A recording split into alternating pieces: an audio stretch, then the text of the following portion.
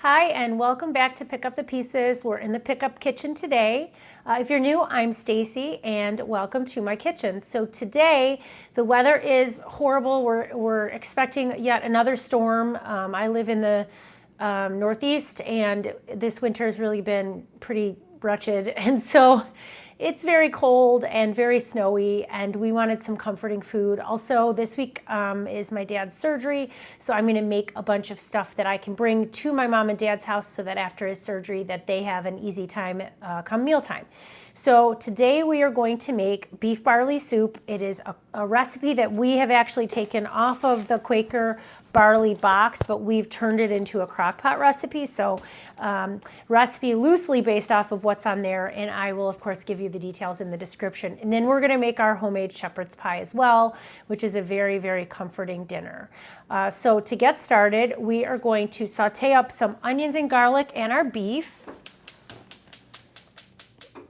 We're going to get our beef barley soup going first. It's going to cook in the crock pot for 6 to 8 hours, something like that. And so we'll get that going. I'm going to add an unflavored oil to the pan and then add in onions. And all the quantities of everything will be in the description for you. And then I'm just going to get my garlic minced up in my chopper.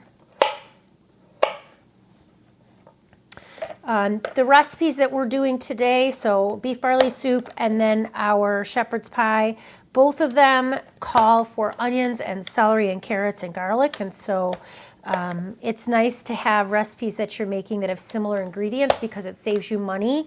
I didn't have to go and buy a whole bunch of special ingredients for both recipes. I could get basic vegetables and basic things like beef broth that I made homemade, or you can use store-bought, some beef bouillon, some canned tomatoes, very simple, very affordable ingredients. And because both recipes sort of call for the same flavor profiles, it's not going to be a super expensive undertaking to make them. So we've got our garlic now,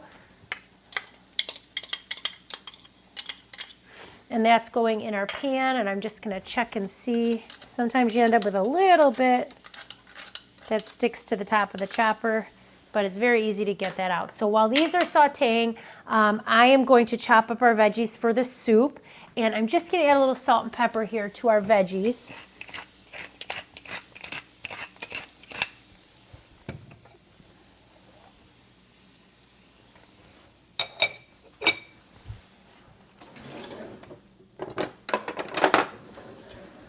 While you are cooking something in a little bit of oil, it's always a good chance to add some flavor and wake up your seasoning. So I add my salt and pepper now rather than just in the crock pot, and it's just going to add a lot of really good flavor.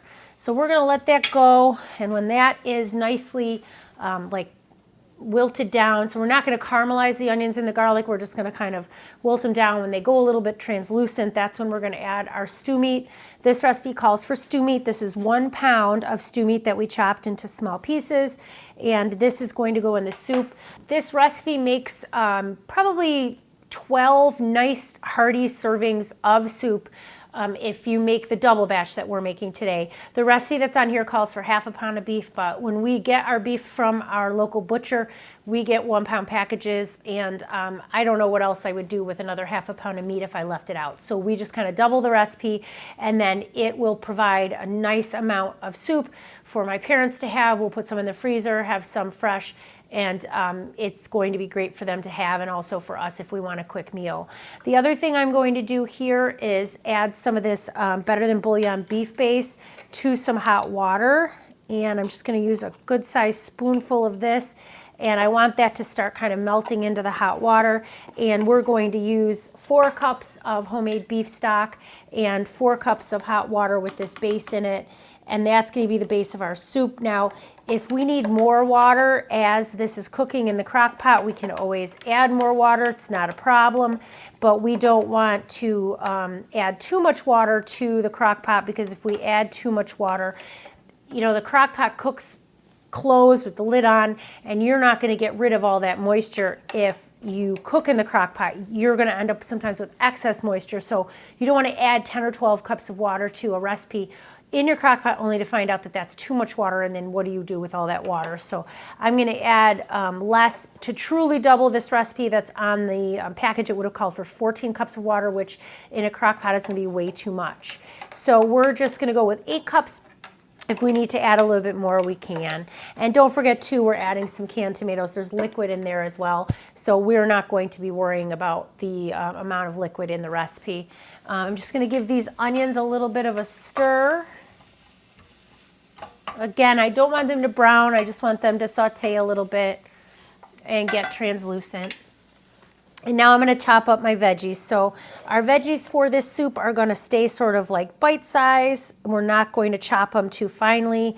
And so for our carrots, we're just going to cut them into little coin-shaped pieces. These will hold up pretty well in the crock pot, and when you eat them, they'll still have some texture. So we'll do that. And we like a little bit more carrot in our soup than celery, so that's why we've got like 4 pieces of celery and about like 5 large carrots that we've already peeled.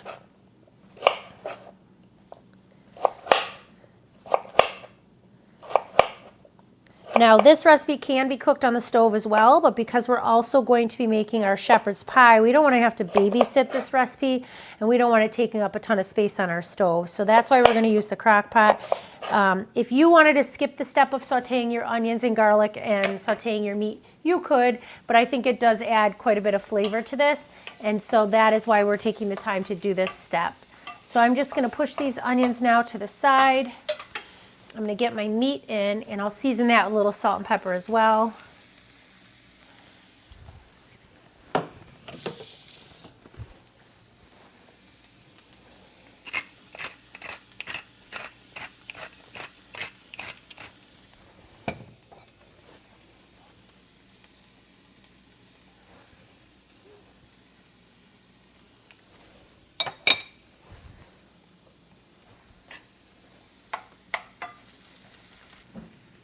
I don't add any salt to my beef stock when I make it. This is beef bone broth that I made in my Instant Pot, and I can link a recipe or link a video for you as to how I made that. But I don't add any salt when I make this. So seasoning my meat and my veggies with a little salt and pepper at this point is fine.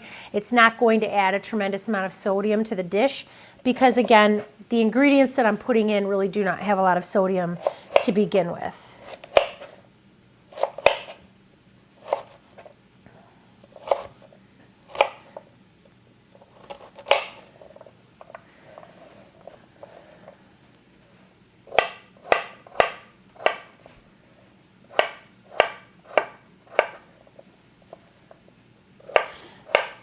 This recipe we kind of make in stages. The earliest stages of this recipe, we're going to put in our carrots and celery and our meat. We want that stew meat to cook really low and slow. We add our tomatoes and our liquids. Later on, we'll be adding some beef barley. We'll also be adding some canned green beans. Now, if you have green beans in your freezer from your garden or green beans that you've canned yourself, absolutely you can use those. You could totally use fresh green beans if you want to, but we find that the texture of the canned green beans goes very well in this recipe. You put them in sort of near the end. They don't really need a lot of cooking time. And the carrots and the celery will end up with a similar texture as a warmed up canned green bean. Also, it's very affordable to use canned green beans for this as well. And we're not looking sometimes to spend a ton of money making these recipes. The biggest thing I think I work on in my kitchen and I think in my recipes is that, you can make really delicious, affordable meals. You can stretch ingredients if you need to, use what you have on hand, and you can eat very well. You do not need to spend hundreds of dollars every week at the grocery store to feed your family. You can cook and eat wisely and still be very satisfied with what you're making. So we're going to just check our meat now.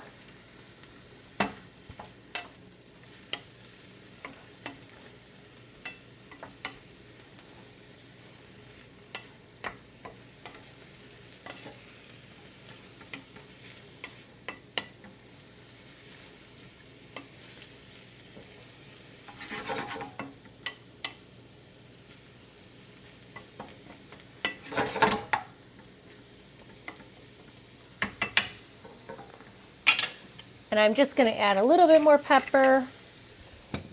And a little bit more salt to this. Like I said, my bone broth is not salted. So in here we have absolutely no salt. There is probably a little bit of salt in the Better Than bouillon, but not a tremendous amount. And so we're just building layers of flavor as we build this soup. And I find personally things that cook in the crock pot sometimes aren't as flavorful as things that you cook on the stove. So I find seasoning things that you cook in the crock pot a little earlier make them taste a little bit better when they're done later. So this is now our celery, and I'm going to just cut it into similar size, similar thickness that I did with the carrots so that they cook at the same time.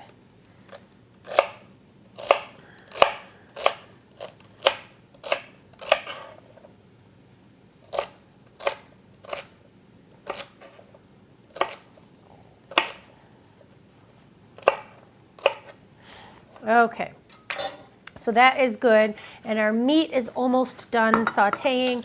I'm just getting it a little bit browned, getting a little bit of flavor on it. I'm not trying to cook it completely in the pan here with the onions and garlic, so I just want a little bit of flavor on it. Sear it just a little bit. I don't tend to put just plain old raw meat in a crock pot. I've seen a lot of recipes lately actually where you can do that, and certainly doesn't seem like it would be a horrible idea. It's just that in this recipe, especially because it's a soup, I don't just put raw meat in.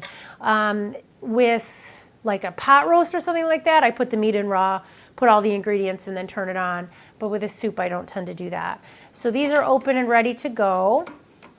And we've got our bouillon ready to go and our broth ready to go. And I am going to just skim off some of the fat from this. When you make bone broth, you know, fat is a thing. It just rises to the surface. You're cooking beef bones, and they do contain some fat. But I don't want all of this solid fat here going into our soup. So I'm just going to skim this off the surface of my homemade, home-canned bone broth. And that will make for a very brothy and nice soup, but you won't get that, you know, fatty kind of feeling in the soup, which just is not delicious. So I'm just scooping that out.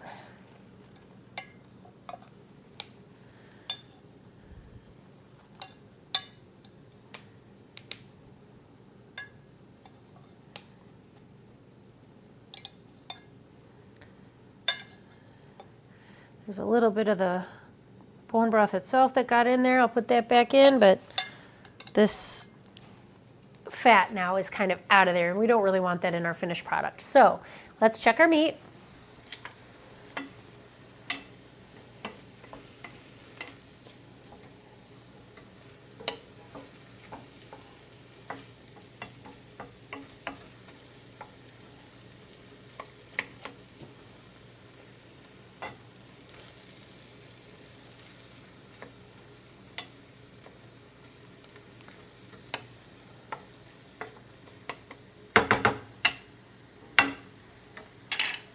Okay, so that looks good, and what we're going to do now is just start putting everything in the crock pot. Now, the majority of our liquids I will put in a minute, but I'm going to start getting our ingredients here in my crock pot crock so that I can show you what's going in, and then also we'll let this cook then the rest of the day while we get going on our shepherd's pie.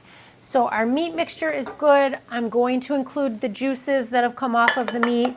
The meat is not fully cooked. It might be a little pink still on the outside in some spots, but that is fine. Like I said, we're just adding some flavor when we do this.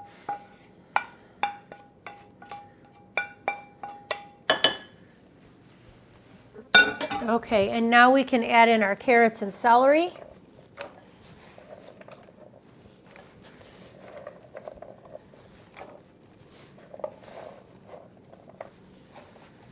And again, the recipe, like the exact amounts of everything, will be included in the description for you.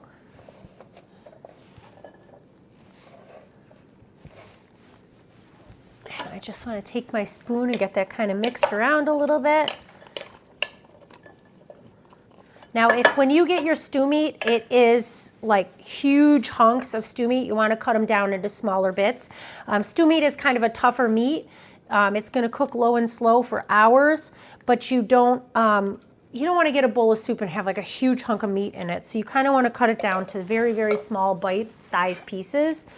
Stew meat doesn't shrink very much when it cooks because there's not a lot of fat in it. So whatever size you cut it into, like I said, it might shrink a little bit, but it's not going to shrink a ton. So I'm just going to stir in these diced tomatoes. We got 2 cans of those. And now to add the rest of the liquid, I'm going to get this safely over here.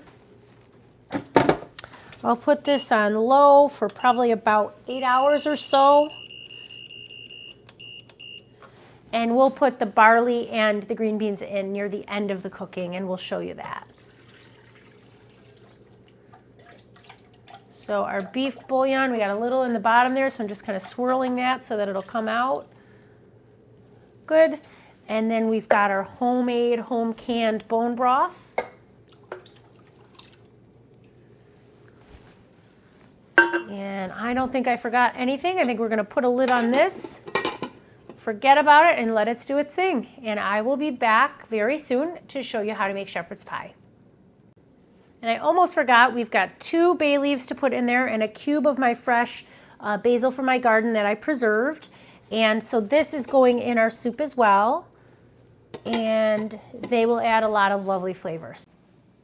Our beef barley soup is in the crock pot, and that is cooking away. And I will show you later on when we get to the step where we add the barley and the green beans when to know, or how to know when to do that. But that is cooking away. We're going to get going on our shepherd's pie. Now, this recipe for shepherd's pie is something we've been making for a long time, and I'm not sure if I've shown you this before, but this is sort of our family recipe book. And what we started doing a couple years ago for our kids is every Christmas we would print out some recipes and we would put them in these little like sheet protectors and put them in a binder. And each kid has a binder, and every year we sort of add recipes to the book, and so it's like our sort of family cookbook kind of thing. And the recipes aren't all our recipes, they're recipes that we found online, or maybe it did pass down through multiple members of our families. But what we've done is we've typed them all up and attached some pictures to them and sort of made them into a cookbook for our kids to have. And now the nice thing is these videos serve sort of as instructions for them if they're ever not sure how to make something. And that's sort of primarily why I started this YouTube channel. I wanted our kids to have something to look back on when maybe I'm not here anymore or I'm not able to do as much as I can now. I wanted our kids to be able to see and have all the recipes that we love and that we've enjoyed. The kids will sometimes suggest recipes that they want us to put in there. We sort of started off with like the basic stuff that we knew they liked. And so sometimes we'll make something and then they'll say, oh, you have to add that to the book. And it's been really fun to do that for our kids. So the shepherd's pie recipe, I think, was something based off of one of those like HelloFresh recipes or something like that. And it ended up in the book. And we've sort of made modifications to it and sort of made it our own. So what we have here is some leftover meat. I've made pho recently, and so we had some cooked up brisket and oxtail that we then pulled off the bones and froze for specifically to make this. We also have some leftover filet that we had from the holidays that we had chopped up and froze, and that's mixed in here. So we have a really lovely mixture of already cooked meat that we're going to use. We're not wasting any of our leftovers. We're going to turn this into our shepherd's pie. Now, if you don't have a bunch of leftover like brisket or oxtail or short ribs or whatever, you can just use ground beef for this. And again, we'll include this recipe for you in the description. So I'm going to make 2 shepherd's pie. As you know, if you've watched some of my previous videos, like my lasagna one, when I make a recipe one time, a lot of times I'll just make it twice because it doesn't really take a whole bunch more effort to do that. And so this shepherd's pie will go to my parents, and this shepherd's pie will be us for tonight's supper. So we're going to get started, and I'm going to bring you to the stove for shepherd's pie. We're at the stove and we are ready to make our shepherd's pie meat mixture. And what I have here is some mashed potatoes that we had in the freezer. I always make big batch mashed potatoes when I make them, and then I can have them on hand anytime I need them, just have to defrost them and reheat them. So we've got probably about 2 quarts of mashed potatoes that we're heating up, and that will go on the top of this meat mixture. And so if you've never had shepherd's pie before, it's basically like a beef mixture with some vegetables, nice and rich and thick, kind of like a stew almost, and it's topped with mashed potatoes and some cheddar cheese, and then you bake it in the oven, and it's very comforting and warming and delicious, and it's going to make a great dinner tonight. What we're doing here is just heating up some oil in 2 pans. I've got 2 pans going, and we're going to saute up some carrots that we've chopped up and diced up finely here. So about half of these carrots are going to go in this pan, and then the other half will go in the pan in the back.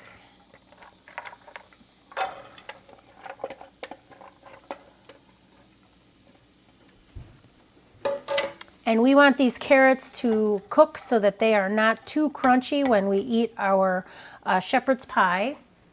And so our meat mixture will be fully cooked and our potatoes will be fully cooked when they go in the oven, but you basically want to put them in the oven and bake them so that they completely warm through. They're nice and bubbly and hot.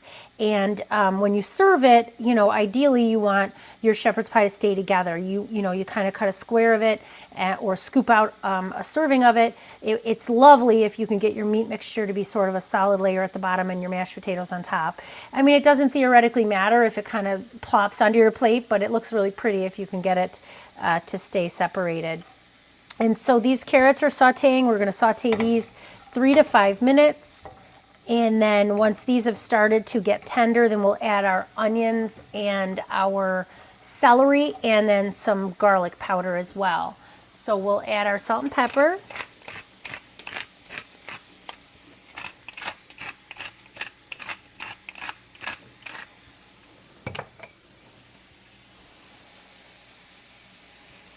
And we're going to add some beef broth to this, and my beef broth is not seasoned when I make it, so again, it's okay to add a good amount of salt here. It's not going to make the finished dish too salty.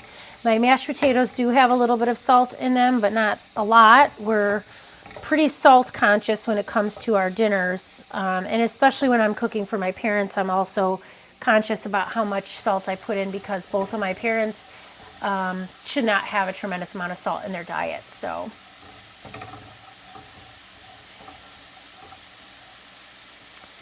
we are just going to let these saute for a couple of minutes, and then I will add the rest of the veggies. Our carrots have been sauteing for about 5 minutes, and so now we're going to add some seasonings to them before we add our onions and our celery. So this is homemade garlic powder. I took the skins from the garlic. I bought a big, huge bag of whole heads of garlic on sale, and I peeled them all, and I take my little garlic cloves and I put them in a freezer bag and I put them in the freezer, and then I take all the skins of the garlic and I slow roast it sort of in the oven to dry them out, and then I puree it up in my blender, and it makes the most amazing, the most flavorful garlic powder. So we're just going to add some garlic powder to the pan, just kind of grabbing a pinch of it. I'm not really measuring, but if I had to guess, I would say maybe a teaspoon of it. And store-bought garlic powder is absolutely fine, but I like to buy my garlic and then use it all up and really not waste anything, because the cloves end up in my freezer and I use those in cooking, and then the skins and everything, they don't get thrown out, they get turned into garlic powder. So we added that to both pans, and we're just going to get that stirred around. And I've already added salt and pepper. So now we're going to add onions. So we've got one little container of onions for this batch, and we diced everything using the very fine setting on the Mueller chopper because we wanted everything to be uniform. And then this is celery. We're going to use half of the celery in this one and half in this one.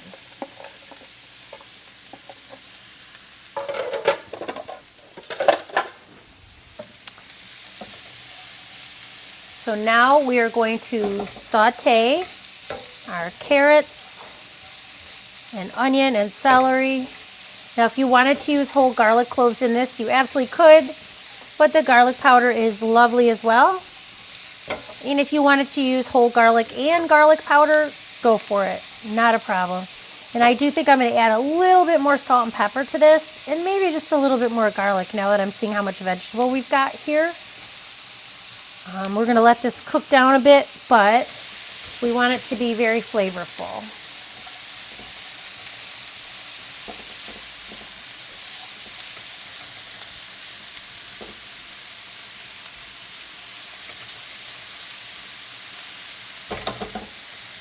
So we'll go in with a little bit more pepper.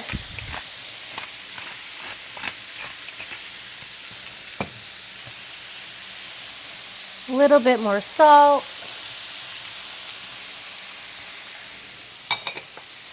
And just a little bit more of our garlic powder.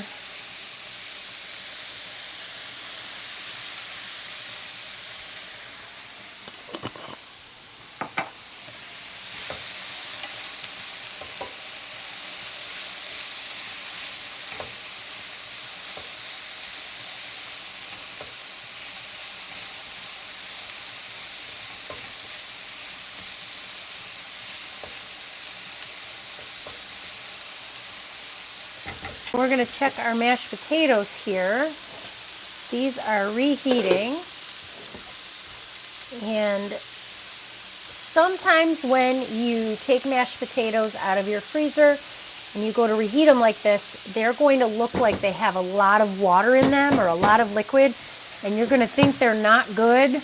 But trust me, once you put them in a pan and you bring them kind of back to a bubble, they'll be absolutely perfect. And any of that liquid will absolutely go away and you don't have to stress about it. So we are going to let these vegetables saute. We're going to let them become tender and translucent. And then we will add the meat, and I'll show you what that looks like when we get to that step. Our veggies now are cooked to the exact perfect point. Our onions, our carrots, our celery are starting to get tender, and they smell wonderful. We're going to add in some fresh thyme. This is thyme from my garden, and I just freeze it. Like big stalks of thyme just go in a freezer bag right in my freezer, and then over time, the no pun intended, the thyme will fall off of the stalks, and you'll have just sort of a freezer bag full of thyme leaves. Basically, the thyme leaves will settle to the bottom of the bag, and the stalks will kind of hang out in there, and that's fine. And it'll be really easy just to grab, reach in and grab what you might need for recipes. So that's probably about a teaspoon of fresh thyme per pan. And really, you can just add however much thyme you like. If you don't have fresh thyme, then use dried. Now, if you wanted to make this a vegetarian shepherd's pie, you absolutely can. Instead of using meat in this pie, then you would just use mushrooms. You could saute up some portobello mushrooms or some cremini mushrooms. That would be amazing. And then instead of beef broth with this, you would just use a veggie broth, and it would just be fantastic. So our mashed potatoes now are heated through, and they're nice and thick, and that's what you want when you make shepherd's pie. You don't want watery or runny mashed potatoes, because if they are watery or runny, then your shepherd's pie will be watery or runny.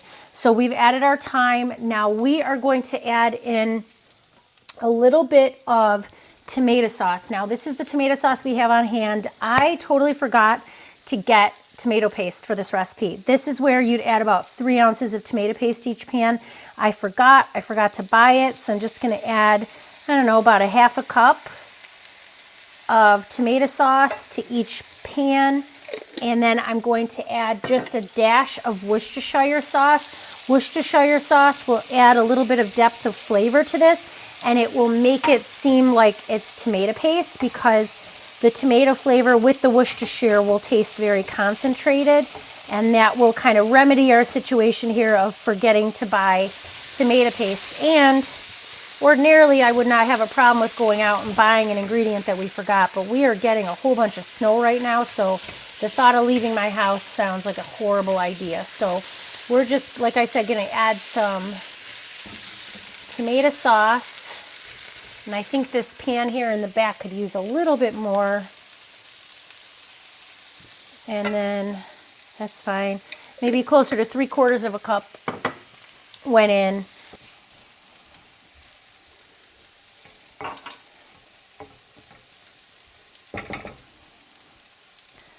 So that is about 1/2 to 3/4 of a cup of tomato sauce, and then about a teaspoon of Worcestershire.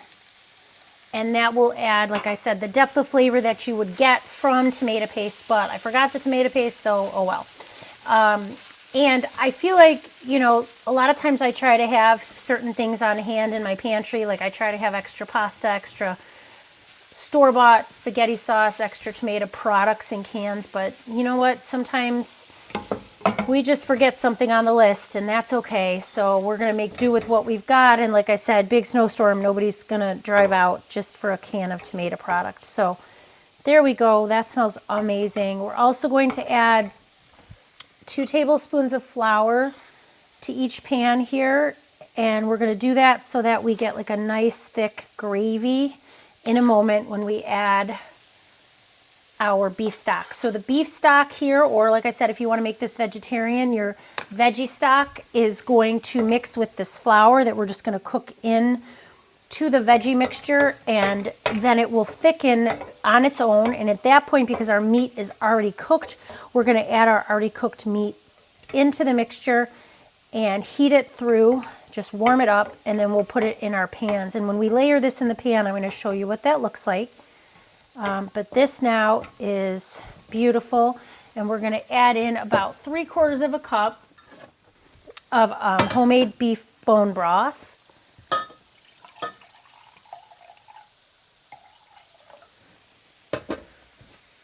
So here we go. We've got 3/4 of a cup.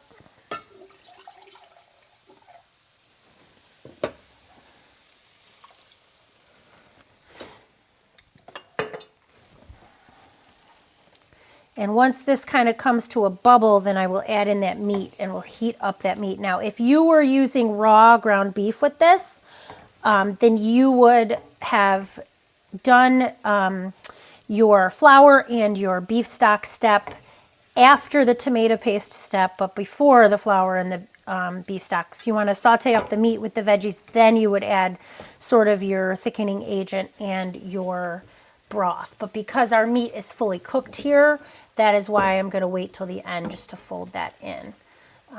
And you could always saute your beef first, pull it out of the pan, then go forward with your veggies if you wanted to, and then you would be at this step with cooked meat as well. So whatever way works for you, really, you're not going to mess it up. It will be just fine, and it's going to cook more in the oven as well. So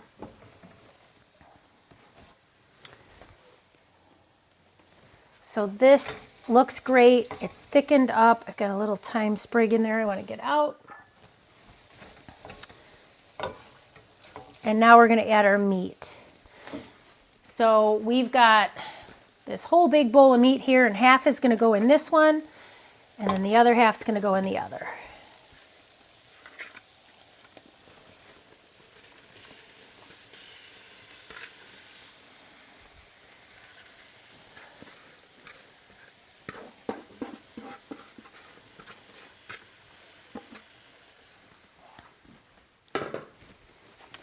And I am just going to stir this to combine with our delicious vegetable kind of gravy mixture here.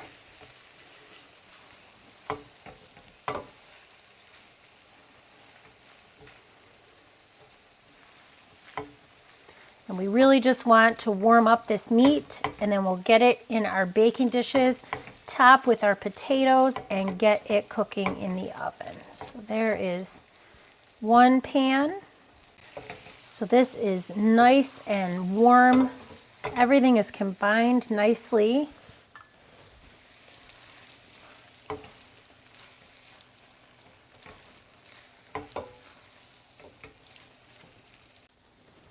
One final thing we're going to be adding is some green beans. Now I've got a can of green beans here. I'm going to add about half of the can to this pot and the other half to the other.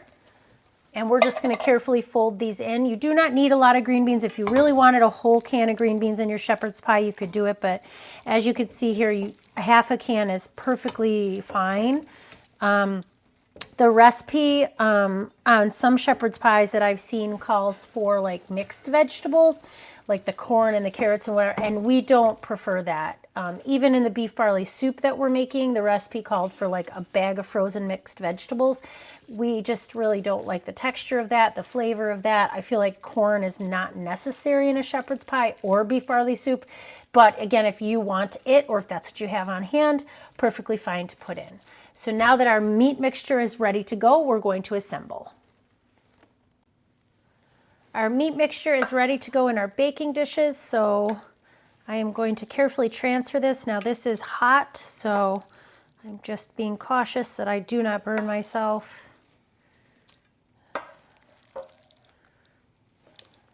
And spill it all over the counter. Probably be better if I had like a spoon rather than a spatula, but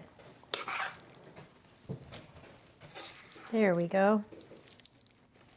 Got to use the right tool for the job. So this is a very hearty shepherd's pie. Like I said, I'm making 2 of these because we're sharing with my parents. You could make these in like disposable pans and freeze them. And then when you are in a pinch and need a meal, you could take it out, thaw it a little bit, pop it in the oven. That is completely fine to do. And my parents' shepherd's pie will likely go to them tomorrow just because of how bad our weather is today. I'm not going to venture out to deliver it. So I will assemble it and then let it cool and then put it in the fridge, and then I'll just give them heating instructions or reheating instructions. So now our second shepherd's pie here, I will get in the dish.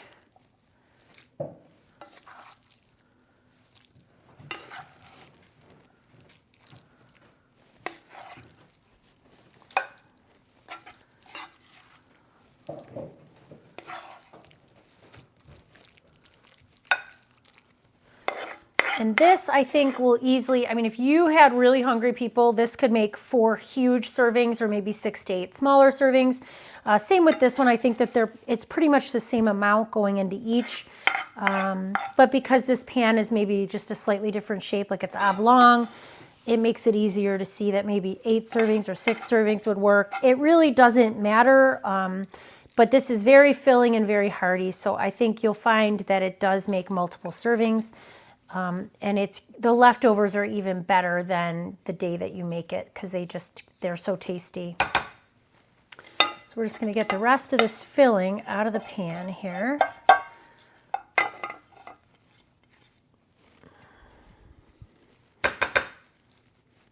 Okay, and now that we have done that, we're going to get our potatoes on top.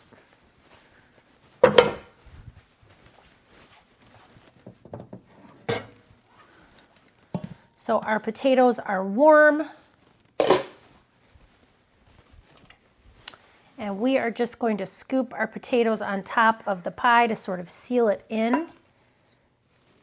And I like to dollop on a nice layer and then spread it because it is easier to spread it this way. Now, if you put in on a small amount and then sort of start to spread it out, you'll find that you might be accidentally mixing your potato mixture with your meat mixture. And you don't want that.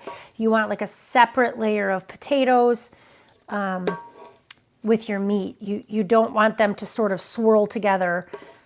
You want them to remain separate. So by adding quite a few dollops on the top and then spreading once you have the dollops on there, then you seal in that meat mixture and you don't end up accidentally mixing it together.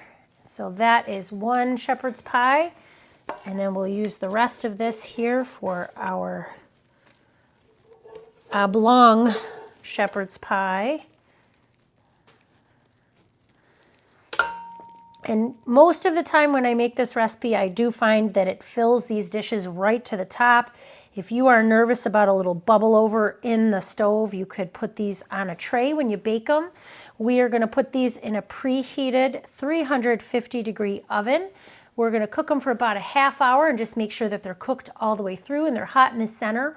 We'll take them out, put a little layer of cheddar cheese on the top, put them back in the oven for 5 or so minutes to melt the cheese, and then we're going to show you what this looks like when we serve it. So it's time to add our barley to the soup. So we've got about a cup. It's probably a little shy, a little less than a cup. And then we have our green beans. We just have a can of the fresh cut green beans. And I've already strained out the liquid. So those are going in. And then we're just going to give that a stir. Now this soup has been cooking on high for the last 5 hours. I realized after I turned it on low for 8 hours that it was going to take longer than I wanted for it to be ready. So I cranked it up to high, and it's been cooking on high for 5 hours, and now It'll cook for a little while longer. The timer still says 3 hours left, but that's okay. We're gonna let that barley cook and the green beans warm up, and I will show you what it looks like when it's done. Our shepherd's pie is all done, and we're going to eat dinner now, so I'm gonna show you how I dish this up. Now, it's pretty hot. It just came out of the oven not that long ago, and after being in the oven at about 350 degrees, I cooked it for about 40 minutes or 45 minutes because we didn't cook it right away. When it was done sauteing and everything, it was a little too early to put it in the oven then, so it had sort of come to room temperature. So when I put it in the oven, I wanted to cook it a little longer so that everything got really hot.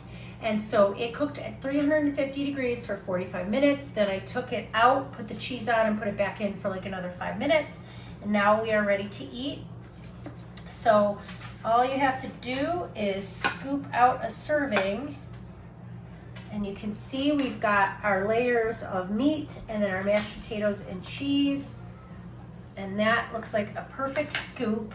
And what I'm going to do is give this a taste and let you know what I think. Also, we did have a snack this afternoon. We made our stromboli, and that's going to be in a video you'll see on the channel. There should be a short on that.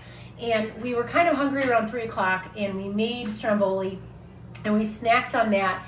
And now it's about 6:30 or so, and it's time for dinner. And my daughter said something really funny the other night, and what she said after we ate dinner was that she was uncomfortable.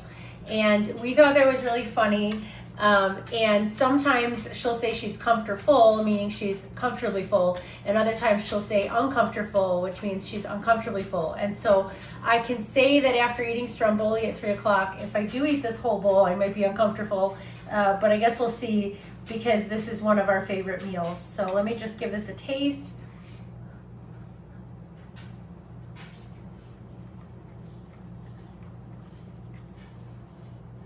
That came out so good.